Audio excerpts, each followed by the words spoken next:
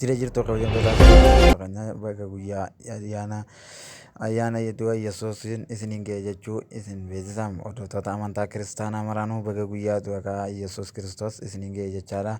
Guyyaa irraan tana du'a ka'aa Yesuus Kiristoos sababeeffachuudhaan giftii tureessinnaa ishtaayyaachoo guyyaa irraan tana iddoowwan ijoolleen jiranii fi akkasuma ijoollonni harka qalleeyyiin jiraatanii fi ittiinis taphachaadhaa oolan hunda deemuudhaan daawwannaa adda addaa gaggeessaatee oolte.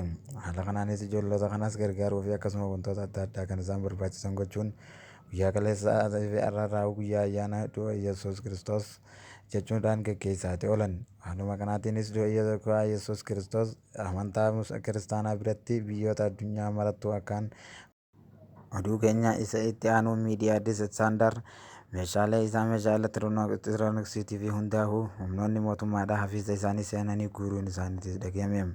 Mootummaan Itoophiyaa akkuma ammaan duratti barate miidiyaa OMN biyya baaseen miidiyaa Addis Istaandardis biyya baasuudhaaf qophaa'aa kaaniif jirutu mul'ata. Miidiyaan Addis Istaandard guyyaa kaleessaatirraa eegalee hanga har'aatitti meeshaalee elektirooniksii fi hundaa'uu jalaa guuruudhaan akkasumas hojjettoonni miidiyaatis tokko tokko yeroodhaaf fayyadamanii gadhiifamuun isaaniitis dhagahame.